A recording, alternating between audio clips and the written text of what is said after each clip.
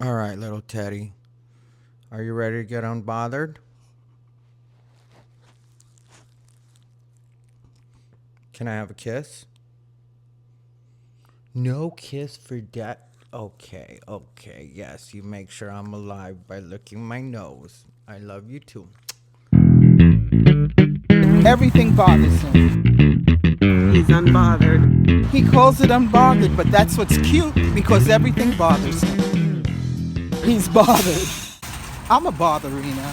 What's up, everybody, and welcome to yet another episode of Unbothered by Thai Rivera. That's right, it's Unbothered by Thai Rivera. I'm your host, Thai Rivera, the absolute best LGBTQ comedian in the world. All right, so I'm a little tired today, but not in a way where you guys have to worry about it because I'm going to be boring. Not that kind of tired, just tired because I cleaned my place really well yesterday, which I know the background probably doesn't look like it, but I really did clean my place really well yesterday because sometimes me and my puppy get a little bit messy and she's not always the best about doing her part when it comes to cleaning. But what I wanted to talk about today is while I was cleaning my place, there was a point where I remember thinking to myself that I am alone. I am utterly alone. Just playing, that's a line from Beetlejuice. But I am alone, and I was thinking that to myself, like I said, while I was cleaning. And then immediately after, I thought to myself, you deserve to be alone. And that's a very common thing for me to do is think something and I allow myself to think anything I want. I know some people try to like filter out their thoughts even for themselves, and I think that's a lot of what drives people crazy and what makes people actually feel like they have to take meds when they don't need to, which I know there's plenty of people that do take meds, and I know some of my audience takes meds. And if you have to take meds for an actual reason, I get that. I'm not at all trying to down that. I'm not saying to go off your meds. I've had a lot of friends that have struggled with mental health, and one of the major problems with people dealing with mental health is that sometimes because the meds are working, they think that now they're healed and then they stop taking their meds, not realizing that the reason that they feel like they're healed is because they were taking the meds like they're supposed to. So I'm not at all trying to say that if you're a person that needs to take meds and knows you need to take meds, that you should not do that. I would never do that. I'm not a doctor. But what I am is a person that knows that a lot of people are running around medicated for no real reason other than the fact that they haven't learned to manage their emotions and their feelings on their own. Like, I know some people that never tried anything before leading up to taking meds because they had a lot of money. And so they just went straight to a doctor when they were very young, and never tried anything else. Like for me, and I've been very open about this, working out is a huge part of what keeps me sane and what keeps me working the way that I need to be working mentally. It's just the endorphins really do help me out. Also, when I watch what I eat, I know that I'm a lot better off mentally and physically. I know that the two are connected. But my point is, I allow myself to think anything that I want. And so I was thinking about it and I was like, why did you say that you deserve to be alone? And then I thought to myself, well, why does it have to be a bad thing? Why does it have to be a negative thing that you're actually alone or you need to be alone?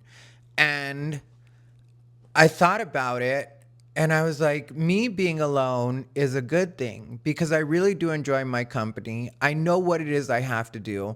And I've got to be honest, in my life, anytime I've ever gotten a boyfriend, with the exception of one, it's always just torpedoed everything that I had going for myself because I know that it has something to do with what I'm putting out into the world or the energy that I have. But people that I date always want more of me than I can actually give. And I'll try to really be what it is they want me to be because I know they loved me, and because I was raised to believe that that's what a relationship is. Or maybe I wasn't raised to believe that, but that's what we're all inundated with when we would, in my generation, watch movies or talk to people that were in long-term relationships. Because my parents definitely didn't really talk to me about relationships like that, which I appreciate from them, because there wasn't really a lot of you have to do this and this is the way to do it. And from them, it was kind of like, you'll figure it out. Like that was kind of the mentality, even though it was never explicitly said to me. But because that's what I was thinking a relationship was supposed to be, I've always fallen into that trap, no matter how honest I was with them from the beginning. Like, with my fiance, which I bring that one up because I think that relationship, that was the first relationship, I would say, where I really, really tried to maintain my autonomy, but at the same time be what they wanted me to be. And those two things just didn't work out in that particular relationship. I'm not saying they couldn't in a relationship, but in that relationship, they didn't. And the reason that they didn't work out in that relationship was because our relationship really was built on a lie. Like when I told him what my life is like, because at that time I was doing a lot more stand-up and having to be on the road. And when I told him what my life was like, he said that he was fine with it. As long as I was coming home to him, as long as I wasn't doing anything that I wasn't supposed to be doing out there, that he was fine with that. And so I thought, this is perfect. He gets it. And then the longer we were together, the more he started putting we've got to go to this particular thing for my family on this particular night, and we've got to go to, and it was just like, yeah, I've got to do stand up that night. That's what I'm going to do. And then it turns into a whole thing because he doesn't want, not realizing that that's what I was doing, not only to stay sharp, because there are plenty of nights, like that's the thing a lot of people don't understand about stand-up, is sometimes people think of stand-up in terms of like regular jobs, or the way that they would think of regular jobs.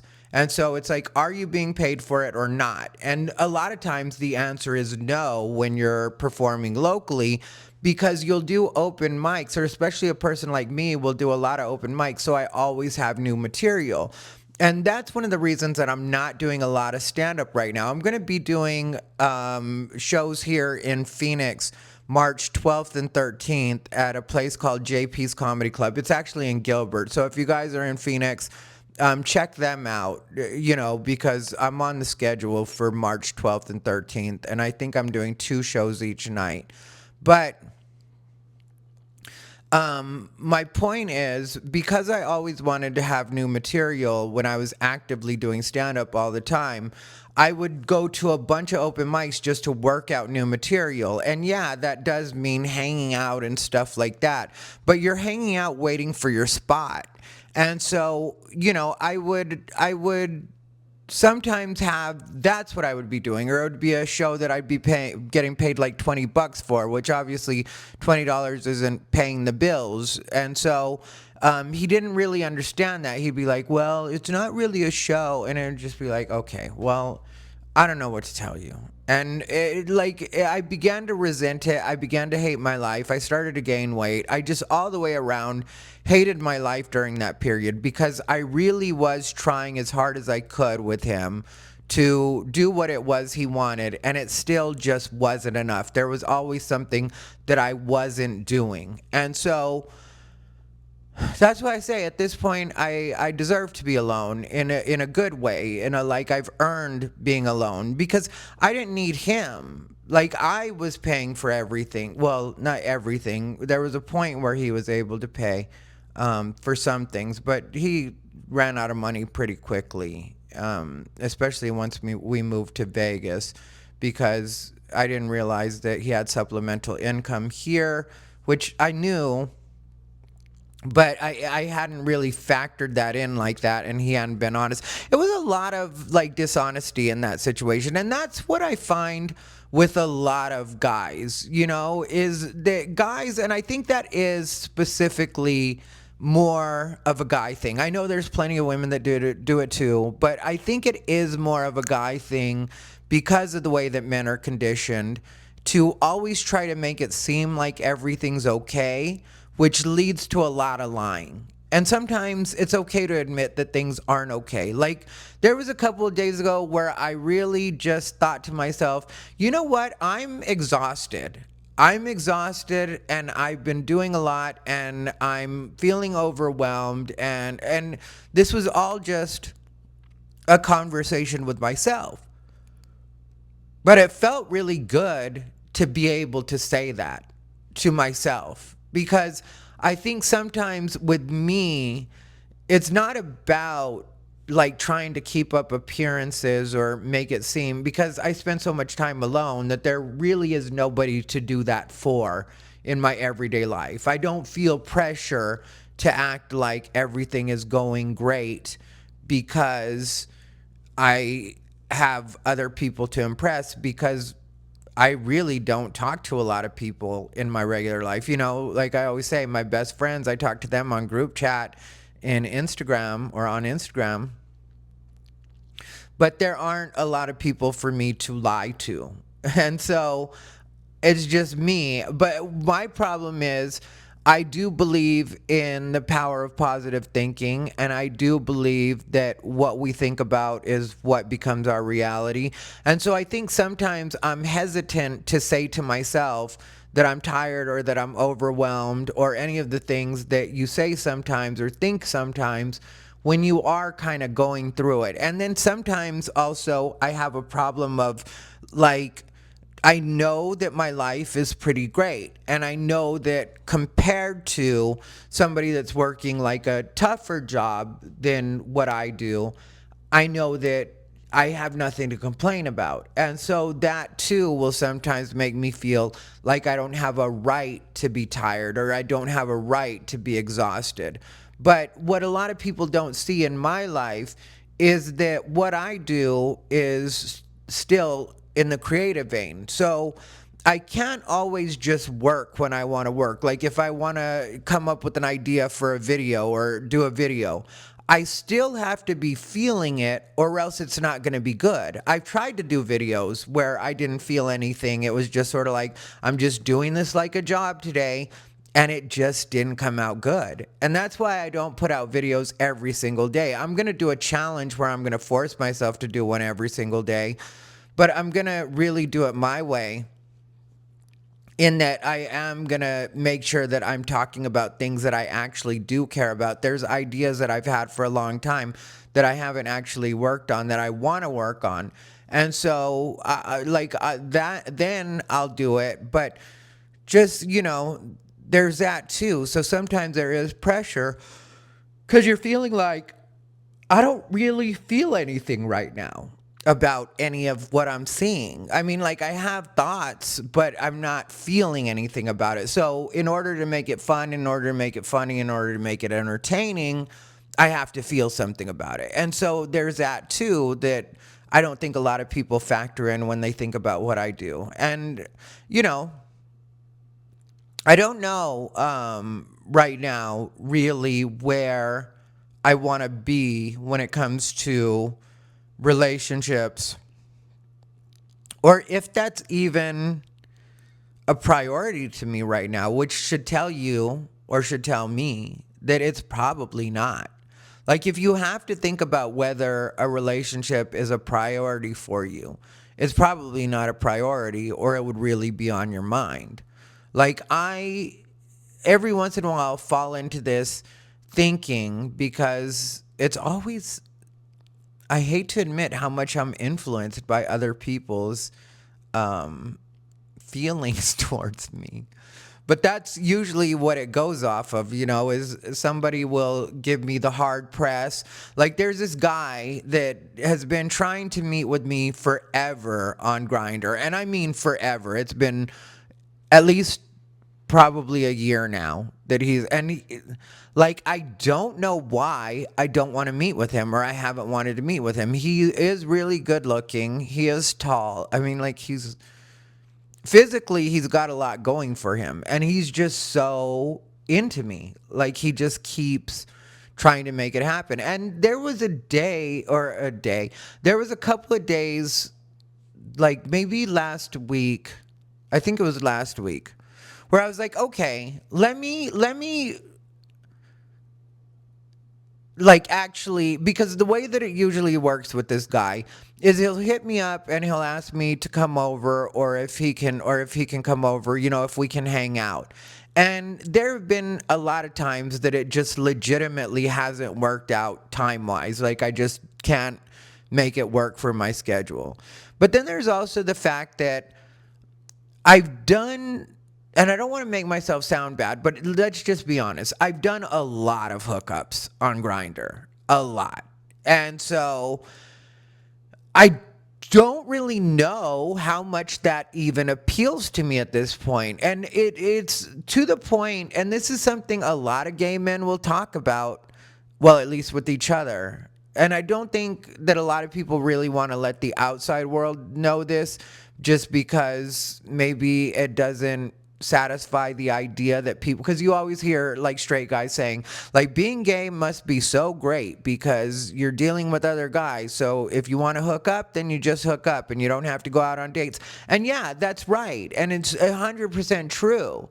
But the bad part of that, the part that people don't really see, is that sometimes, because it's so easy to hook up, it becomes pretty much clinical. So it's like somebody will come over to your place, or you'll go to their place, and you've already discussed on Grindr in most cases what it is you're into, what it is they're into. So you almost have a script of what's supposed to happen when you're supposed to get there. So you both get to it, you both do your parts, and sometimes it's great, and sometimes it literally feels clinical, like stopping at a convenience store.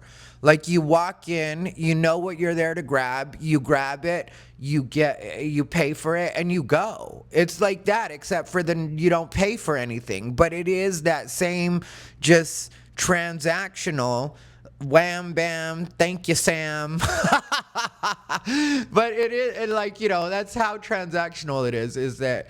And so he's been bugging me, right? And so I was like, okay, well, let's see if he could actually be what it is I'm looking for if I'm going to be with anybody. Because to just hook up with somebody, I could do that with him. But like I said, I don't really know if I want to do that. And so I just, started chatting with him, just like regular chat, trying to get to know him, that kind of stuff. And he was open to it. He was chatting. We were going back and forth pretty well and stuff like that. But I just felt like something was missing there, and we haven't. Well, I know what he does for work.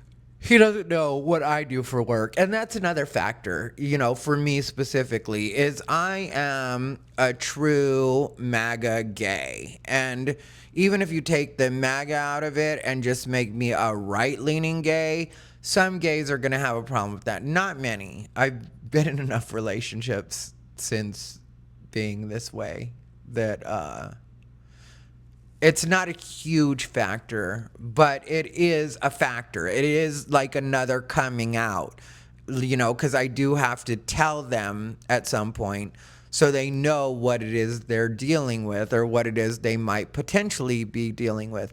But he doesn't know what I do.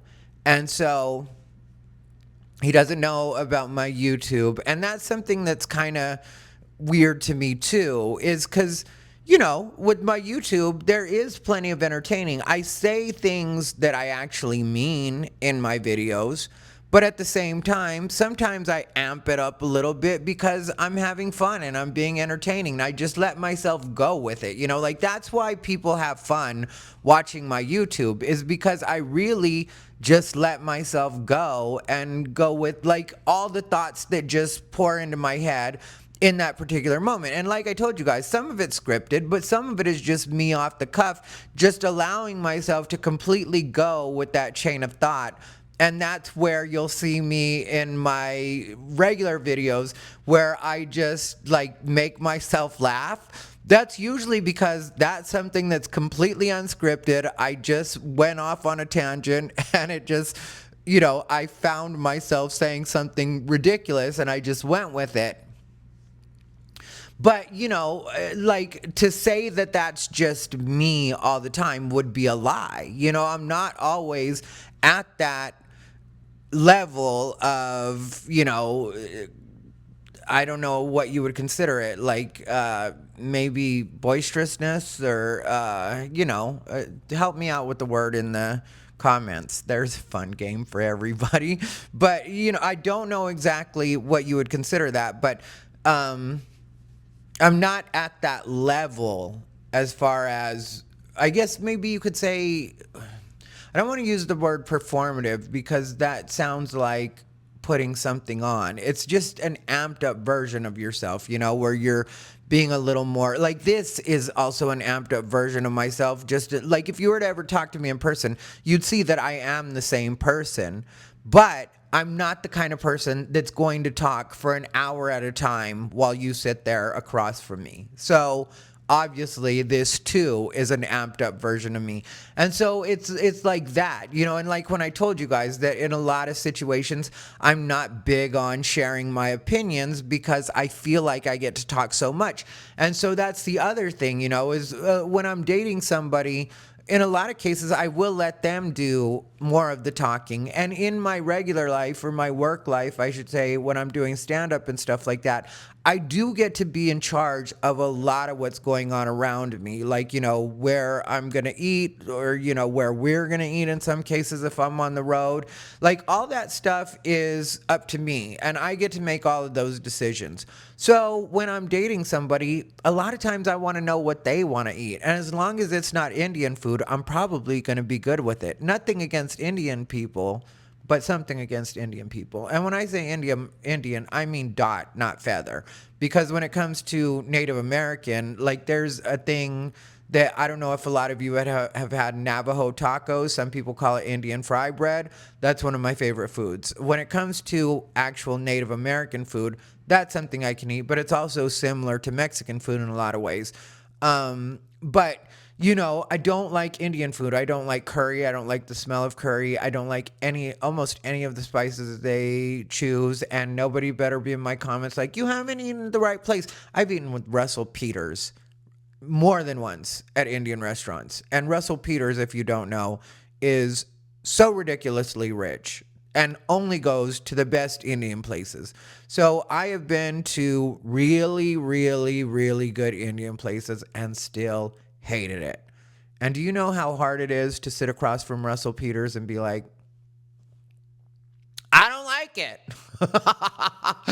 But it's true, I just don't. And I don't hang out with Russell Peters all the time, for anybody that thinks that I'm like trying to name drop or anything like that. That's one thing that's also weird about my life is sometimes people think that I'm name dropping, and it's like, no, these are just people that I've hung out with in my life at different points. And so for me, I don't even think of it like that, but it is a reference point for other people, because if I were to just say my friend Russell, then you guys could be like, well, I don't know who Russell is. Like when I talk about my friends Thomasina and Daraquisha, they're not in the industry at all, and I reference them quite a bit, but it's just like with certain people, I really can, like, other people know who they are, like some people have seen me because of my thing with Gabriel Iglesias when I did his show, which was called Stand-Up Revolution.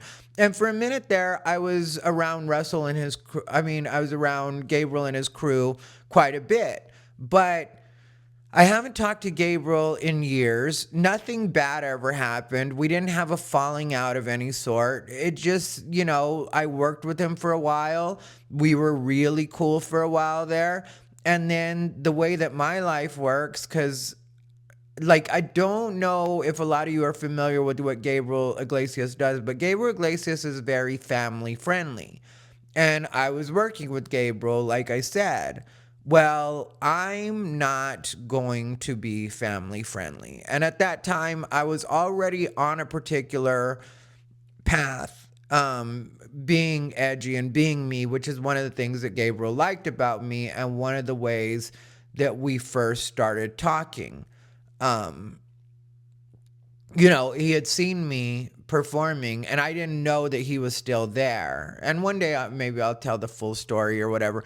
But long story short, he really liked that I was edgy, and he liked that I was so out there. And so that's what made him want me to be on his show. And then that's why I worked with him for a while. But I always knew that that relationship would be short-lived, because one of the things that a person like me has happened with the bigger comics that I've met in my life is that they because they like what it is I do, and that I'm so free, and that I don't worry about political correctness or any of that stuff. That's just the way I'm wired, and I've been like this forever. In the beginning of my career, I remember trying to kind of be what the industry wanted in certain way, to a degree. I always knew that there were certain things that I just wasn't going to do because they just weren't in me.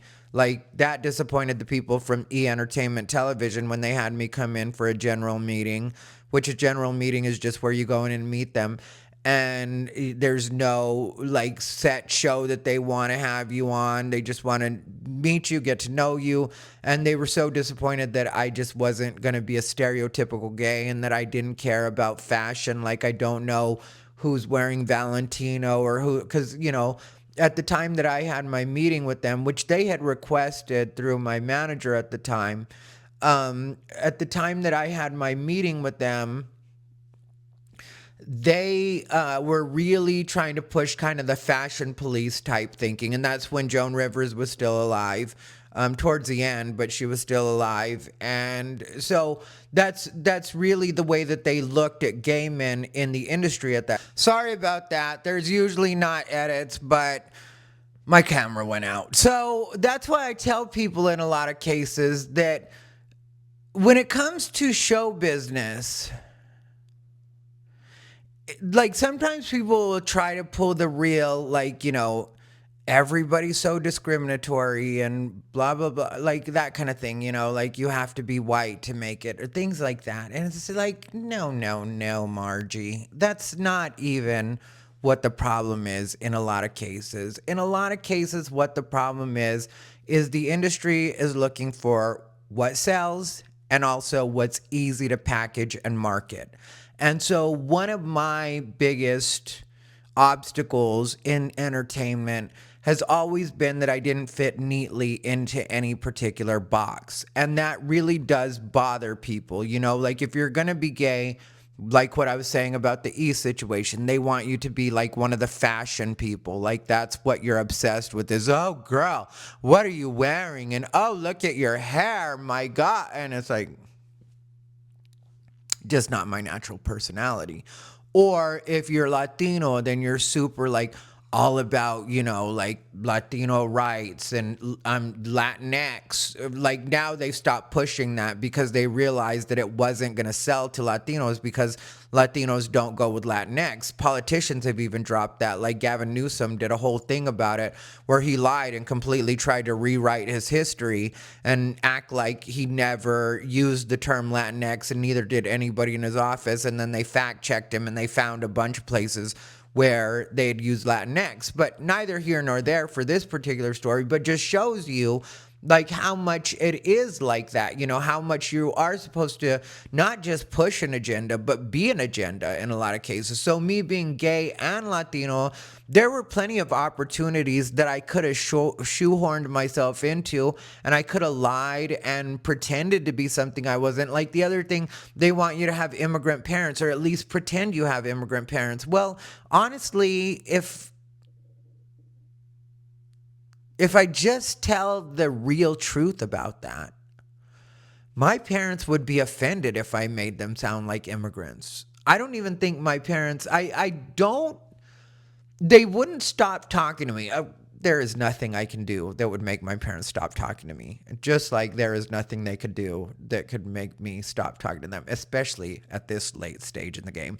When I was younger, yeah, we took breaks every once in a while. And like I told you guys, when my birthday situation happened, I decided to take a break, but it lasted like a week or whatever. And it wasn't like anything where I was actively trying to stay away from them.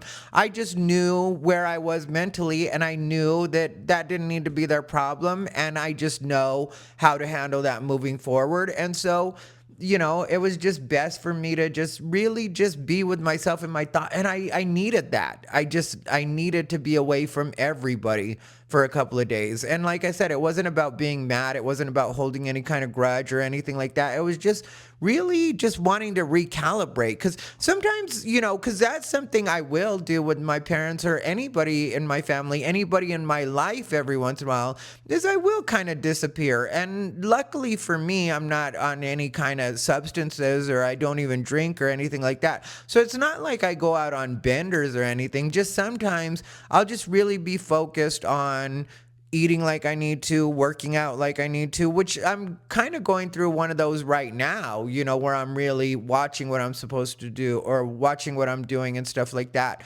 Because I realized that all of the stuff that I've been doing the last couple of months has led to me gaining a little bit of weight, and I don't want extra weight. I'm not happy when I'm heavier. If you are, that's great. But I personally just am not, and so like there's that sometimes happens. So my point to all this is that I didn't want to have to lie and say that I was something I wasn't, or pretend to be something that I wasn't, so that I could be what the industry wanted. And maybe some would say to my own detriment, because there were a lot of opportunities that really would have been open to me. And then there's certain things that I just chose not to do because I didn't feel like they were right for me at that particular time. Like one that, that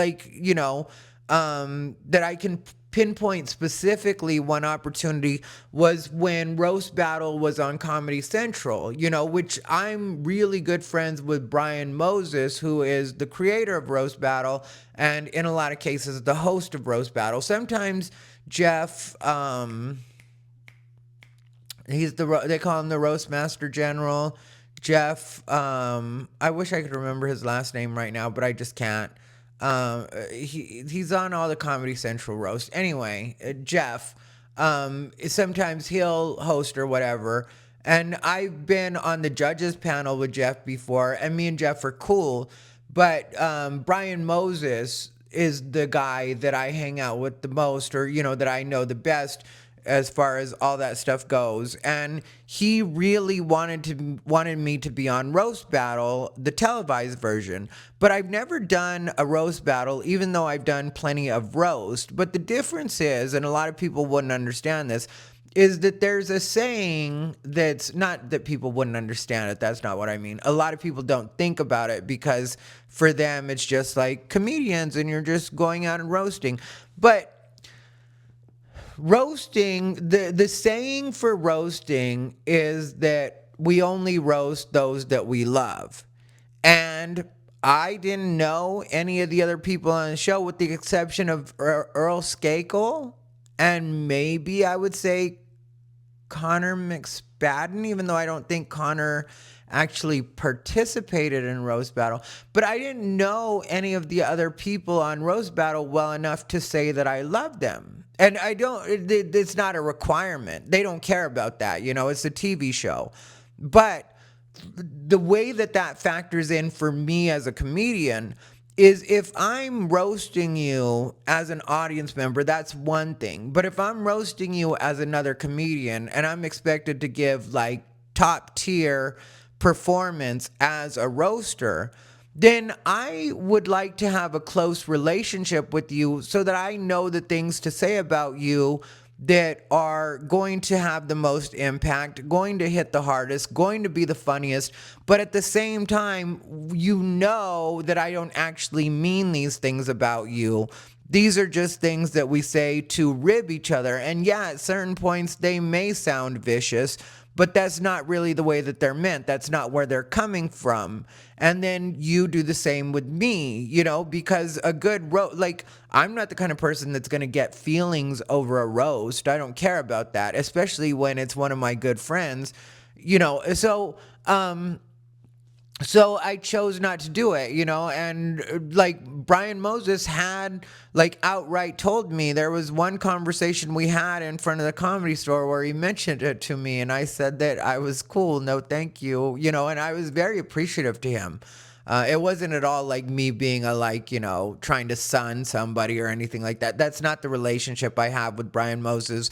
I definitely very much respect Brian Moses. And one day maybe I'll do an episode on my regular channel about him, because I have a lot to say about him and exactly how much I appreciate him. But I can tie it in with, you know, like my situation with Mothership and Joe Rogan's, which is Joe Rogan's Club, and Tony Hinchcliffe and all that stuff, which I don't know if any of you have seen those episodes of like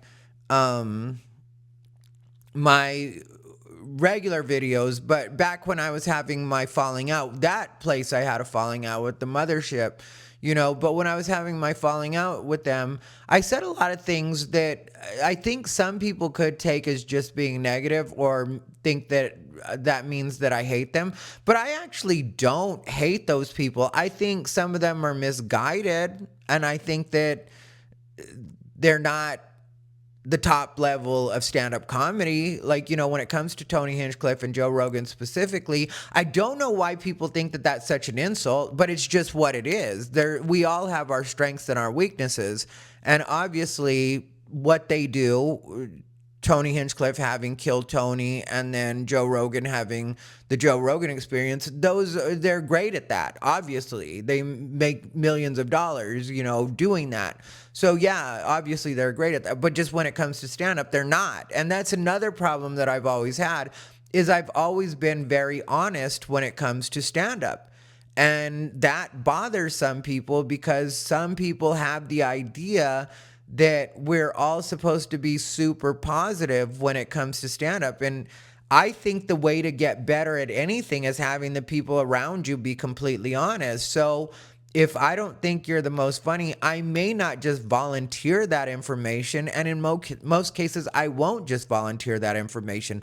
But if you ask me about it, then I'm just going to be honest with you and tell you what it is I think of what you do. And so there's that. Or if you at all try to talk to me like you're one of my superiors, which is one of the problems that I had with Tony Hinchcliffe towards the end of our relationship, is he kind of tried to be condescending with me, and I felt like, you're not that guy at all. Like, because that's an inarguable fact that I am just better at stand-up comedy than both Tony Hinchcliffe and Joe Rogan. That's something any actual comedian that knows what I do will tell you. It's just a matter of fact, you know, and people will act like you're bragging. It's like, no, there's just certain things that you're better at than other people, and that's the way it works. There's certain things that they're better at. So, but my point is, I don't have, like, people don't get that I don't have to have hate in my heart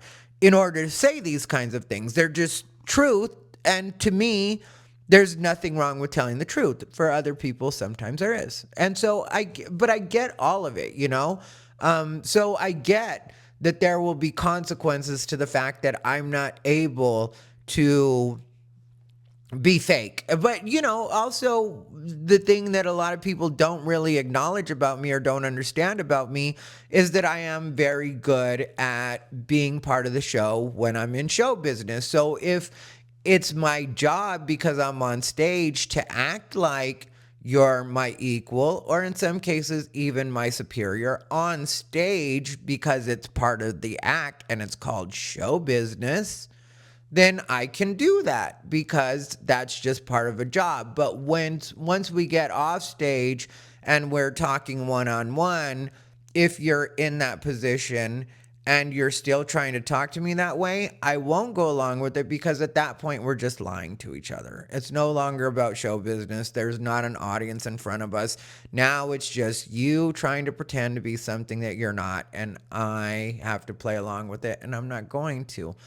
But what I was getting at is, because of a lot of these factors, like I said, the marketing part, the easy marketing part, the fact that I can't play a role that I'm just not, whether that's, an actual role, or if I'm allowed to be me, but I still have to pretend that other people are maybe something they're not. I'm not going to be good at that.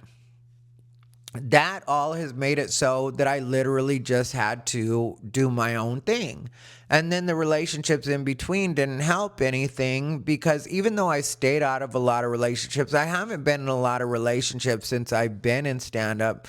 But because of those relationships that I've been in, that too has slowed me down, because, when you're taking time out of doing what you need to be doing, or the person you're with isn't supportive, and so you find yourself in a situation where you're not working as hard as you could be, or in some cases you should be, and then that eats into your time too. And so now, like I said, the reason, or maybe part of the reason, that I feel like I deserve to be alone or deserve to be by myself is because then I don't have to worry about any of that stuff, and I really do like that. I like that the only person that I have to make sure is happy is a little dog that's sitting on my lap right now and has been sleeping the entire time that I've been recording this.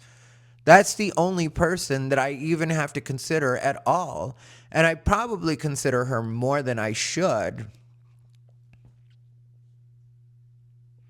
Just joking. If you know what dogs are like, they're great. So you really can't think about them more than you should, because it's like that thing they say, where dogs are, even when you love them, because of your work and, things that you do during the day and your family and stuff like that, they're a part of your world where you are their world. And so, and they treat you like it, and so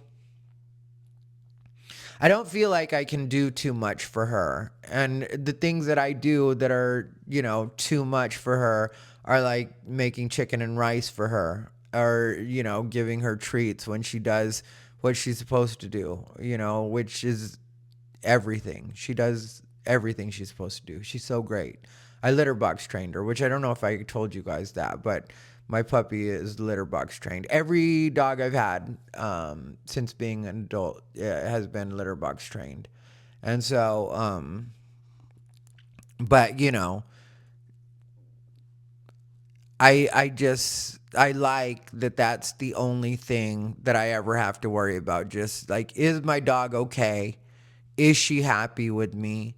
Am I playing with her like I need to? Which, I make sure that I actually play with her and in spurts throughout the day. And that's one of the best things about having such a small dog, is that she can get plenty of exercise right here in the apartment. It's like, yeah, we go for walks, but the most important play for her a lot of times, because she's energetic and silly and likes to get overstimulated, give herself the zoomies and stuff like that, is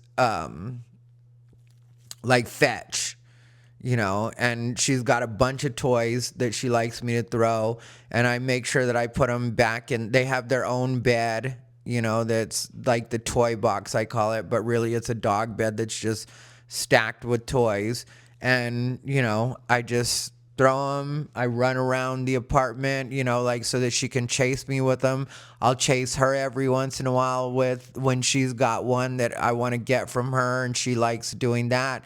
And, but it's easy for me to exercise her here in the apartment. And so, but I read a long time ago that dogs prefer, if you can, do what you can. Everything I say is do what you can. I'm not ever trying to be like, this is what you should be doing. If you're not doing it this way, you're not doing it right. Anything you're doing with your dog is going to be right because you know how much they love you if you have one. And so, unless you're really just a bad person, you're probably doing right by your dog. And so, that's the other thing. Don't ever make yourself feel bad because every once in a while you don't do things like you should with your dog. Like you don't get to walk them as much as you want to. There were times with Bijou when I would be on the road so much. Luckily, I left her with like two of my best friends would take care of her all the time. My friend Chris Rubio and his wife Vern, they would take care of Bijou. And she loved them so much, and they would she got to roam all day and all night, at their place, and they had two other dogs, and it was a great situation for her. But I read a long time ago that dogs will get tired if you try to play with them for too long. Like not tired, like fatigued or whatever, more like just bored, like it's like doesn't feel like anything. So it's better to do it in spurts. And so I'll actually time it out where it's like 5 or 10 minutes, and I'll literally tell my phone to time it. Sorry, I just saw something come up on my phone, speaking of which, where I need to make an episode about it because people don't understand why I censor certain words on YouTube. And it's kind of like, I get it that people have questions or whatever, but it's like, I don't think people fully realize that that's not our choice. Like anytime you hear, like I said, I'll make an episode about it, but anytime you hear any creator on any platform say unalived or use another word instead of the S word that means self-delete, like the term self-delete, anytime you hear that, it's because the platform doesn't allow it.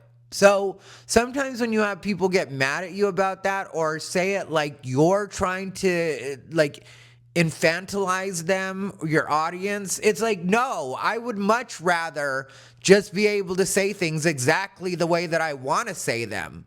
But these social media platforms don't always allow that. So you work around what you have to work around. And I don't mind when people just ask about it, but sometimes people are upset about it. You know what I mean? Like, why don't you say this instead? Do you not have the guts to say? And it's like, can you get a life, please? Like, who do you think you're talking to right now?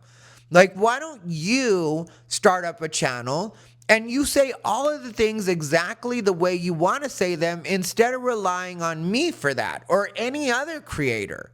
See how much success you have. See how much your stuff actually gets pushed out to a larger audience when you're saying things exactly the way that you want to say them. I mean, I think I talked about that a couple episodes ago on Unbothered on my podcast. But there's a creator that I really like that I think should have more views, but he doesn't because he says things exactly the way he wants to say them. And that's fine. I sometimes actively have to look for his page because it doesn't just come up in my feed in a lot of cases because it doesn't get pushed out to the algorithm. And I know that that's a big part of it. And I'm not going to hit him up and tell him that because I don't want him to feel like I'm trying to curb his speech or change the way he does things, mess with his style. And maybe he even knows that that's a consequence of him doing things the way that he does them, and he doesn't care. And I respect that. I get that if that's what he does or that's why he does it. But a lot of people don't understand that. And like I said, I don't mind when people just mention it or have a question, but sometimes they'll really, really be mad at me or be mad at other creators for it. And it's like, why? Why does that upset you? I mean, I've given up on trying to figure people out. That's like one thing that I really don't do anymore. Like I'll vent about it or whatever, but am I going to stay up late at night thinking about it? No. Am I going to really give it any thought other than what you guys just heard?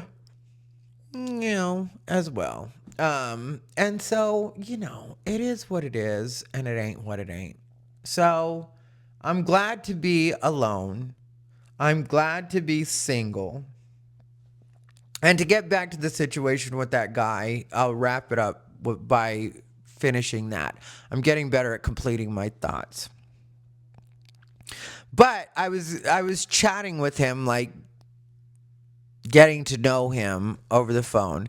And it just felt like something was kind of missing. And I felt like I was kind of tuning out in the conversation, and I also felt like, why am I just texting with this person every once in a while? Because I'd rather just go full steam ahead with what I'm doing and not really have to respond to a text or read a text or any of that. I just wasn't feeling it that way. And then so then he gave me the perfect out. We were chatting, and I was like, okay, then what I'll do is, since we're chatting okay or whatever, I'll see if he wants to come over tonight. And so I hit him up, or we were in the middle of chatting, and I mentioned it to him, but I didn't do a hard press or anything. It was just sort of a if you end up having time, maybe we can hang out tonight. And then he didn't respond to that with a yes or I'll see you tonight or anything like that. Instead we just went on with the conversation, which is fine. So then the next day we were chatting, and he didn't mention anything about it, but we were chatting again, and we've only talked on text. I haven't even heard his voice yet. And then he said he had to work that night. And then I decided at that point that I wasn't going to text him anymore. And it wasn't a bad thing. And so I just didn't respond at that point. The last thing he said was the last thing he said. And I didn't continue the conversation. And so then I didn't end up hearing from him, and obviously I didn't text him until maybe 2 days ago, which is a week later or something like that, or 5 days later or something like that. I didn't bother checking, and it wasn't important enough for me to know it's been 5 days or whatever, but it had to be 5 to 7 days since the last time we had messaged. And he hit me up and was like, hey, can you come by tonight? Inviting me over to his place. And I didn't respond. And so then today he hit me up again and asked me if I can go to his place, and then hit me almost immediately after with the are you there? And then he hit me with the is that a no? Something like that. And I don't have a problem with that. I'm not acting oh, he was so thirsty that I couldn't, I don't care about that. I'm not even thinking of those terms. But I just don't feel who knows, maybe one day in the future I'll want to meet him. But I feel like that moment kind of passed, when I was basically said, if you want, come by tonight, and we can hang out, and so, like I said, maybe in the future I'll actually meet with him at some point. But I think what I figured out and what was missing from talking to him, the bit that we were texting back and forth, was it kind of feels like I don't really think that I'm ready to be in a relationship. And from talking to him, I don't really feel like that's what he's ready for either. Even if maybe because he thinks that I'm something that he's attracted to, that he would like to try to get to know me or hang out.